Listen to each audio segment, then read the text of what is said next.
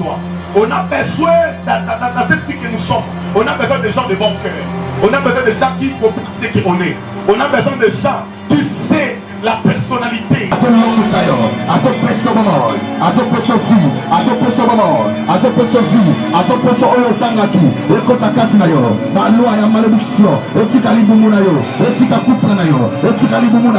La Bible dit où la capacité de l'homme intérieur, la personne que les gens ne voient pas. Parce que ce que les autres ne voyaient pas, le roi, le pharaon, il avait constaté. Il avait constaté ça aux enfants d'Israël.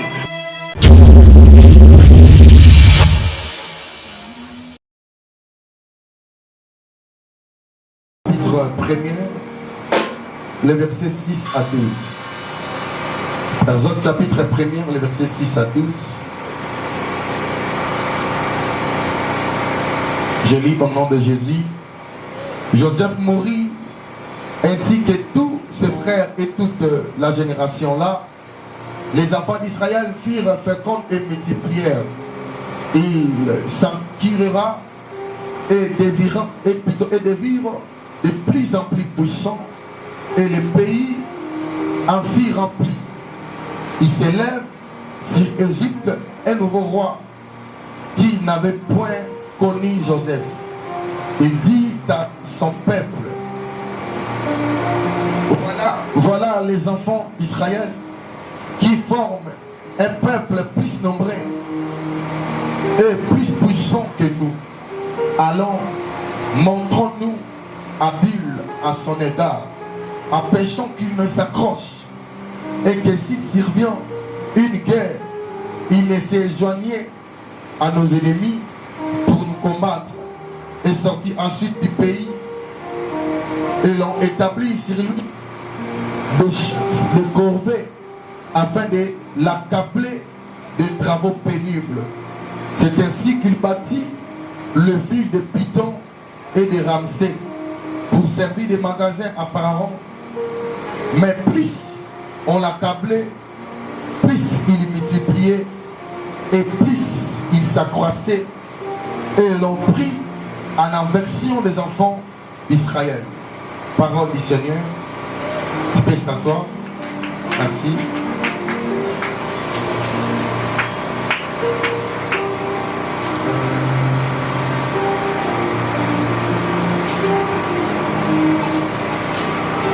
Après la disparition des premières générations,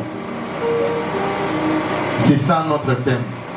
Après la disparition des premières générations, je parle de la disparition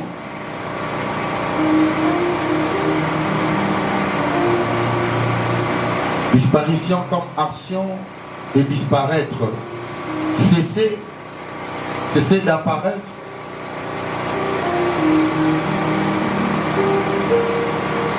Ne plus être visible.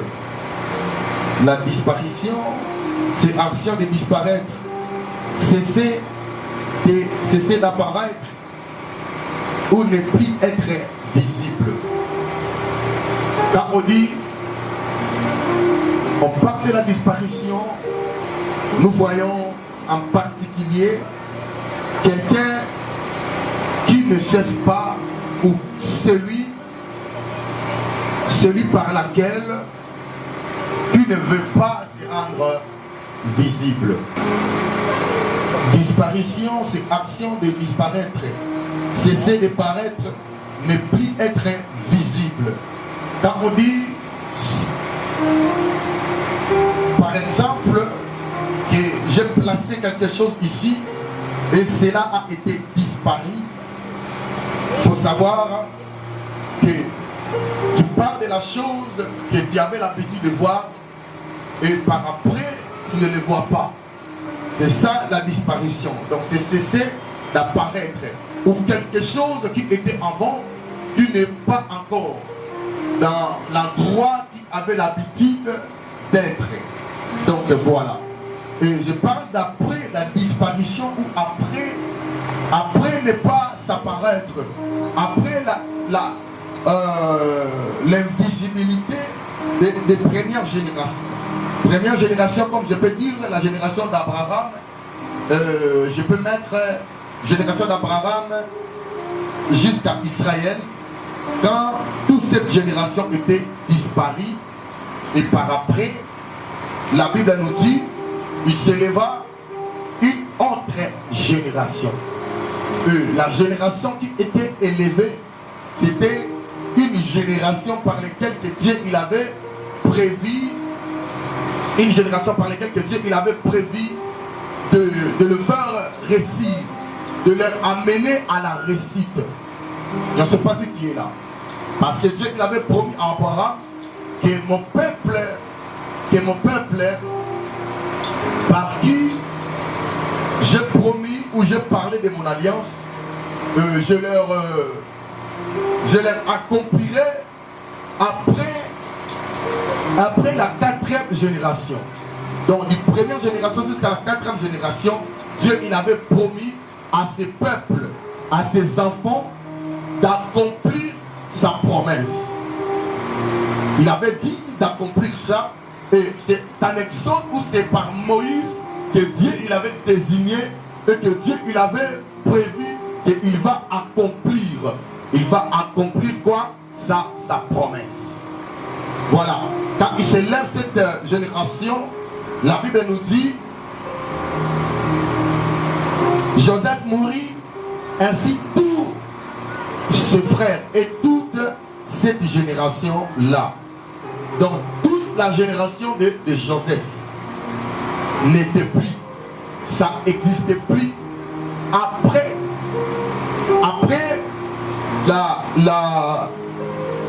plutôt la disparition de cette génération, il avait survenu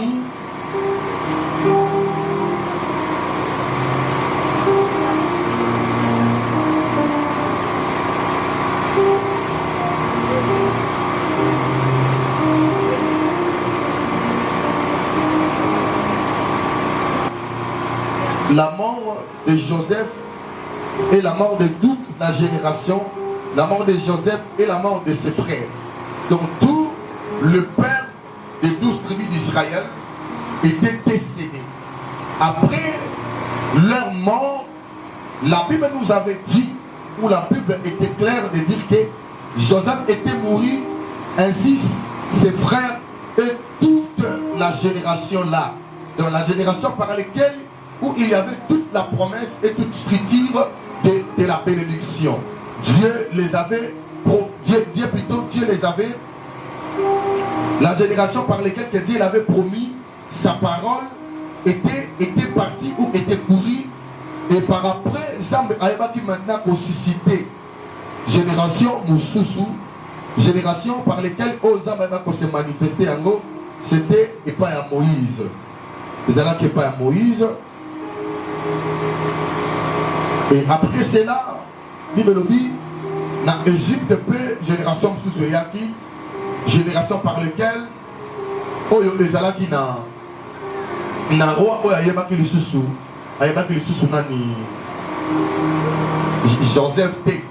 Parce que Joseph a sa alliance na Pharaon, que ma famille, mes enfants, ainsi ma génération, pour vivre en paix. Donc, ils ont la moto après au contre-attaquer. Et puis, au sala que lorsque bango nyonso bakufi na roi oyo asalaka ba alliance wana o ayokana na Joseph yepe akufi génération mosusu eye. Mais maloba oyo Jean malobaki, les paroles générationnelles étaient seulement restées. Parce que les alliances de Dieu ou les alliances de la génération ou les actes posés qui étaient liés pour épambola baduto et maudire la génération, cela a été resté. Ndenge etikala kiwana, c'est par là que pour épambola Moïse n'a pas Israël. C'était par les rappels de Dieu, c'est par conséquent quand nous avons Moïse, alors je suis le Dieu de tes pères, le Dieu d'Abraham, d'Isaac et de Jacob. Dieu il a dit je suis le Dieu de tes pères.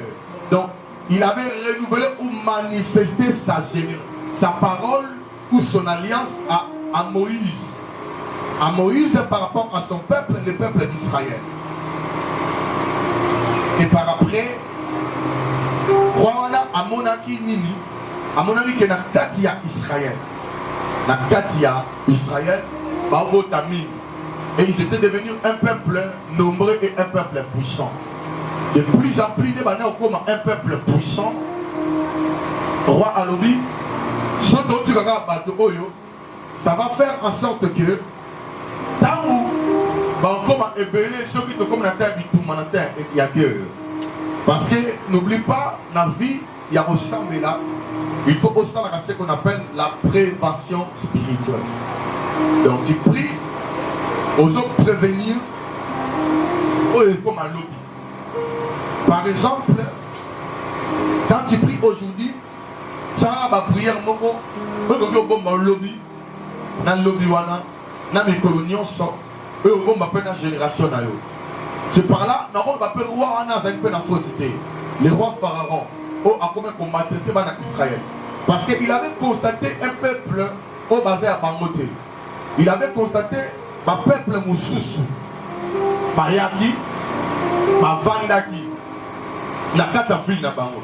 Il commençait à prendre possession il y a bon na Bango. Et ça, le roi Motomoussou n'a vu tellement le diable a pris la possession de sa personne. Tellement le diable a pris la possession, il y a héritage naïe. Parce que quand on parle de la génération, nous voyons aussi l'héritage, nous voyons la progéniture, comme j'ai l'habitude de dire. Tellement que le diable a s'accaparé dans Nios Ozaïe, lorsque y a Koya, lorsque y a Mata, lorsque y a Botamato, pas dans ta génération, tu verras et tu vas comprendre que les enfants là,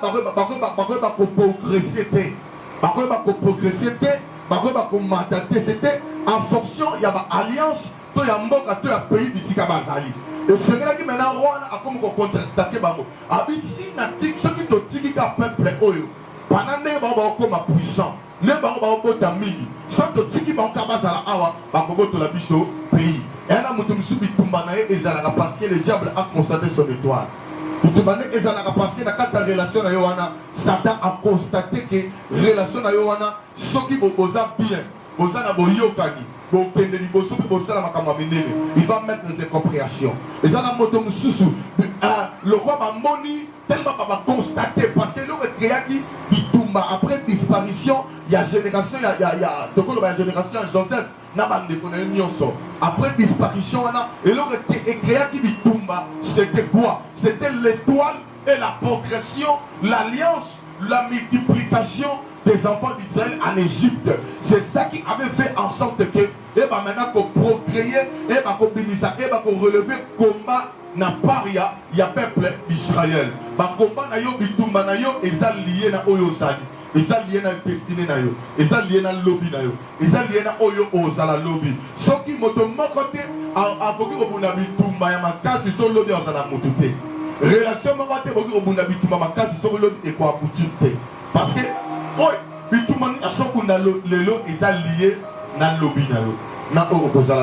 on reconnaît une grande église à Forceur Bitumba Oezobika. On reconnaît aussi un grand pasteur à Forceur Bitumba Oezobika. On reconnaît un enfant de Dieu qui fera des espoirs avec Dieu à fonction aussi de son combat. À fonction de Bitumba Naye. On reconnaître, même on se reconnaître que aux Amoutumine, à fonction il y a Oyosali. En fonction, il y a Bitumba na yo. C'est ça ramène bien. En fonction, il y a Bitumba na yo. Bible dit, après la disparition de la génération là,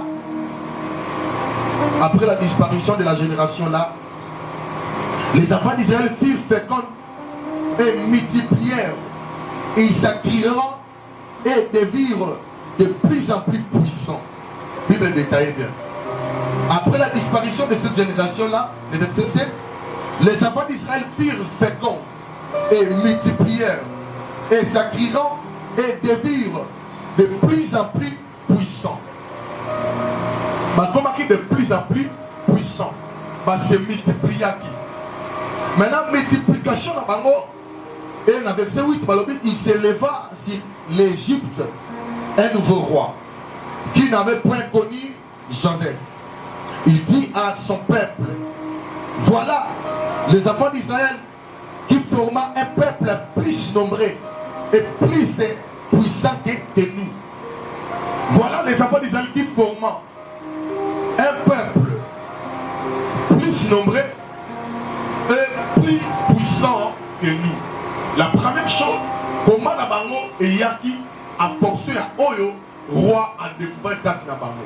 Dit le lobby, comment qui est belé, peut demander qu'on se multiplie. Non seulement comment qui est belé, mais qu'on se multiplie. Et ça, dans le ana bitumba, il y a multiplication.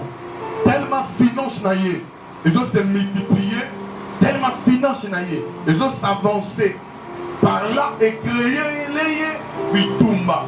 Et même lier combat. Et même lier combat dans la vie. C'est par conséquent tu peux connaître la capacité de ce que Dieu a mis à toi. C'est là, et quand tu as la force, il y a étoile, puis il y a combat au Yosani au Sana. Il y a combat au Yosanango. Et le roi, alors montrons-nous habiles à son égard, empêchant qu'il ait sa croisse. Alors, tout ça là, tout là qui s'abarre maïeli. Tout ça là, saute pas ça la maïeli pour ya mabe. Maïeli moko, oh ekoba, oh maïeli moko, oh ekoba ko tali sabango. Maïeli oh eba ko tali sabango, nini oyo biso to sali. En sorte que lorsque le combat ekoba ko se relever, na kana biso, bango ba tele matin. Bango ba tele matin ba kota na kana ya bangune na biso. En sorte que même ba pokima. Roi Azaki Bango a en otage. Amen. Hein? Levé. Aïe qu'on multiplie par effort. Aïe qu'on tabango par travaux pénibles. Aïe qu'on matisse bango na par travaux moko par travaux pénibles. Donc par travaux ils attendent dans ça là. Et même la bango peine. Et puis ça bango fatigue. Travail mon mounia et moi là. Et ça là après ça fatigue. À démoraliser yo. À décourager, à rendre, à affaiblir le. C'est par là la Bible dit à s'élever, après ça, on va travaux pénibles. Pourquoi? Parce qu'on se multiplie, puis on est puissant. Mais ce que ça, chez Dieu, Bible dit, de plus en plus qu'on les accable, de plus en plus qu'on les accaparait, ils devenaient puissants. Amen. Hein? De plus en plus, on comme puissant. De plus en plus, on maudit on l'a la tête comme puissant. Il y a comme faible. On dit Pharaon, ceux qui ont les marotis en Israël. Tant on s'accaparer dans la vision en Zambé, à tel et en Zambé, sous Kanamo Kaka, Maye Fomwamaka, Azina Katamai. Est-ce que vous comprenez là? Est-ce que vous constatez l'apparition de Pharaon dans la vie? Est-ce que vous avez constaté l'apparition? Il y a Pharaon, il y a roi, il y a famille. Il y a chef, il y a famille, il y a Tony, il y a Téléma. Alors, la famille, vous avez bimaté. Tant que vous avez ensemble, vous avez bimé la famille. Et là, vous avez bossé dans la salle, vous avez bossé dans la famille. Et là, vous avez bossé dans la salle, vous avez bossé s'accaparer, vous avez accapler, vous avez étouffer en sorte que vous avez bimé tout. Ce matin, de plus en plus, de plus en plus, de plus en plus, au comme puissant, de plus en plus, les mots avancés, de plus en plus, au comme puissant, de plus en plus, les mots de l'immo sauté, de plus en plus, au comme puissant, de plus en plus, laisse-moi te dire, de plus en plus, Nzambe a s'élevé, Nzambe a s'élevé, puisqu'il y a tout mes athées, Nzambe a télé maraté, puisqu'il y a tout mes athées, mais tu connais, Nzambe a télé maraté, puisqu'il y a tout mes athées. Bitumeza Nzambe atelemaka bisiko bitumeza la kate Nzambe pe atelemaka te tika bitumbe telemaki na vie na yo Nzambe pe atelema asala quelque chose na bombo na yo bisika babake ko matate Nzambe atelema amatisa yo bisika babake ko komate Nzambe atelema akomisa yo abito telema to kene ko accabler bango pour que ba sa croissete pour que ba koma ebelete parce que la croissance des enfants d'Israël elle était l'étouffement des Égyptiens. Laisse-moi te dire ta croissance financière ta croissance financière et comme un étouffement, il y a un ennemi. Il y a un moment où Satan a travaillé pour pas n'enzamer comme un bongoté, à travailler pour ma chrétien comme un puissant. Travaille à mon mouni en moi parce qu'il sait que ce chrétien va comme puissant, ce chrétien va se lever, ce chrétien va se lever. Satan a dit qu'il y a un espace, magicien va mon côté. Il y a un moment où le pasteur a télémi. Il n'y aura pas la manifestation de la personne que Dieu a mise à toi. On a besoin, dans cette vie que nous sommes, on a besoin de gens de bon cœur. On a besoin de gens qui comprennent ce qu'on est. On a besoin de gens qui savent la personnalité ou la capacité, l'homme intérieur, la personne que les gens ne voient pas. Parce que ce que les autres ne voyaient pas, le roi, le pharaon, il avait constaté. Il avait constaté ça aux enfants d'Israël. Il avait constaté la multiplication. Il avait constaté que le peuple devenait fécond. Il avait constaté encore que le peuple est puissant plus que nous. On ne peut pas laisser le peuple qui est puissant. Ça, on dit que important pour nous. Il y a un peu de temps pour nous. On dit que moi, si c'est important pour nous, frère. Il y a un peu de temps pour nous. On dit que c'est important. On moni appelle ça valet. Il y a un temps pour nous. On dit que quand même un pasteur. On constate que c'est important pour nous l'évangile à l'élo. Laisse-moi te dire, il y a un peu ça y est, mérite, honneur. Et qu'il se sent aussi, aimé et soutenu. N'a pas, il y a pas tout à constater. Parce que dans la vie de nos nations, on comme 3 ou 4 personnes, on va y aller au malade, on les insulter. Que tu sois pasteur ou dans les domaines des affaires, il y a des gens, on va bonga, parce qu'il a raconté une seule personne. Au Apambolay. Amen, bien aimé. Il a raconté une seule personne. À comprendre qu'il y a Zali, Apambolay. Est-ce que tout le monde se comprend? La détournement de l'héritage, ça produit la malédiction générationnelle. La détournement de l'héritage, je répète, et va comme ma malédiction. Et là, mon côté qui va élever, qui va susciter plutôt la génération de son frère. Et l'on dit que comprenez qui la 4 génération ne connaît pas. Peut-être que mon sous si on y est pour détourner le roi Onan. Onan Ayaki, non pas que ça c'est pas moi ça ne connaît pas Bota. Mais Ayaki pour détourner. Lui il se suit là. La Bible dit il se suit là tout en jetant son semence d'ailleurs. Au lieu de mettre ça dans le corps de la femme de son frère pour qu'il a comme un moine.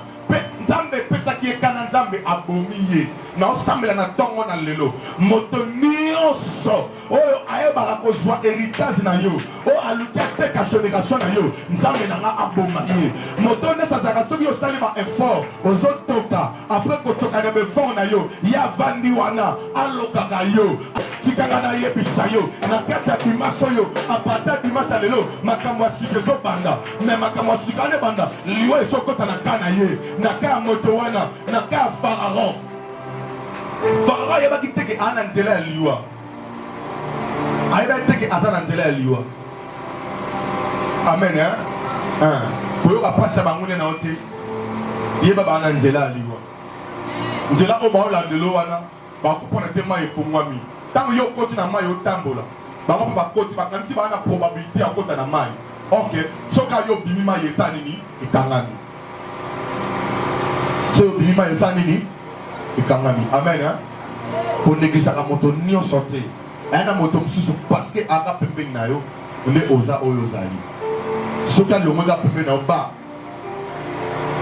vi na yo mpe esili odela ya kozala na nzambe amen lelo mpe na ntangiso nzambe azalaka bato nyonso te yango monaka ya defaser asouffrir nzambe amona ye te nzambe amonaka bato a force ya alliance a force ya koyokani mpe eya na moto mosusu nzambe amona ye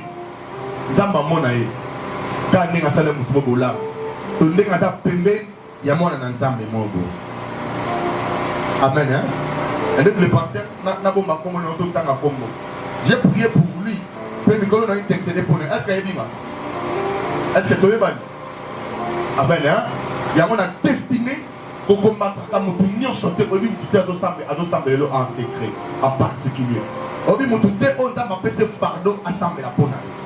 Parce que mon homme soit comme on koufa parce que à se déconnecter na alliance mogo yanza. Parce que à se déconnecter na moto alliance. Saurait ma valeur à ma doté. Mon la disparition na yé. Non il va valeur na yé. Au moins dans Israël, ma travaux pénibles et bandaki le Bible la verset 6.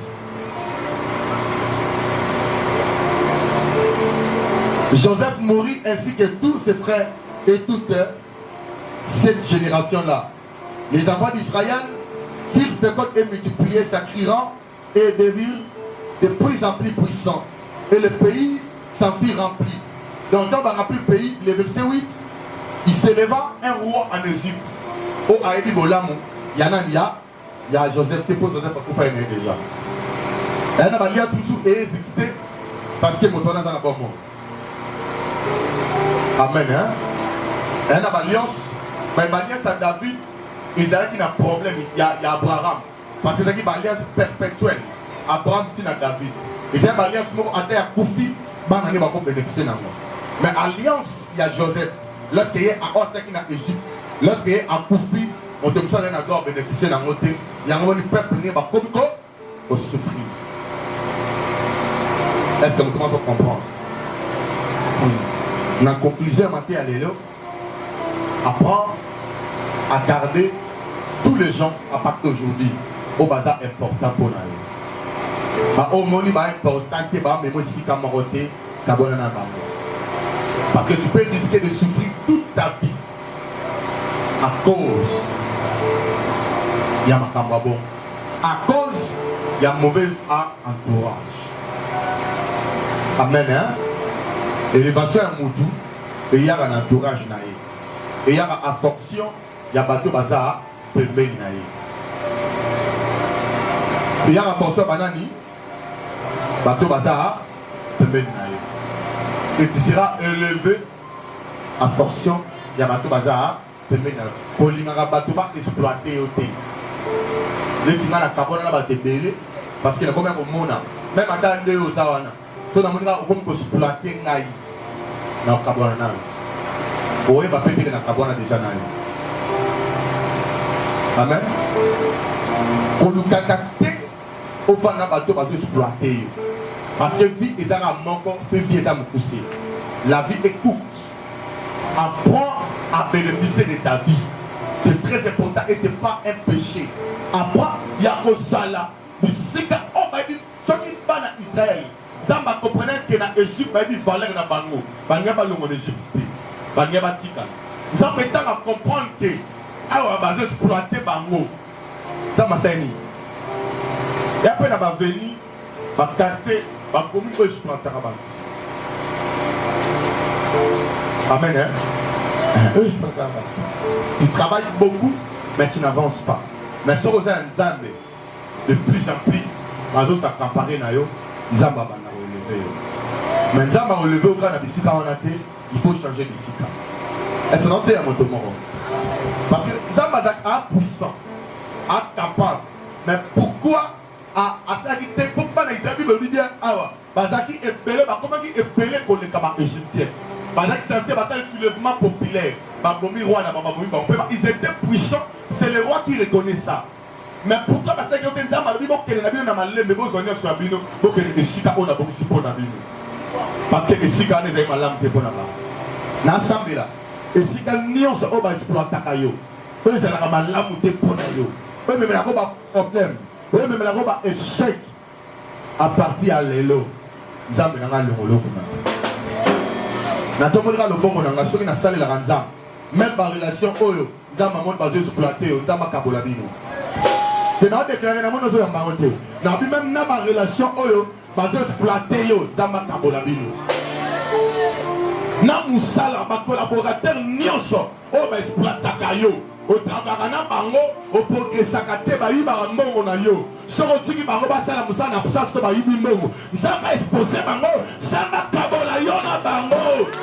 Parce que tu peux raconter quelqu'un, ouais, baraté, si on peut se l'ouvrir à Teka, à Teka, on 5 000 $, après sur 3 000 $. Donc, au moment où on a mis tout après sur 2500, ben, il y a le patron, et là, on va vu 2500. Aïe, après sur 2500, c'est pas sur 2500. Donc, on va wana okabola mbongo 4-4 na ye, mais toi tu fais beaucoup de efforts. Oh ya yebité. Mais bah toi bongo, tu kana nzela na yo nzambe na ngalongo na bango.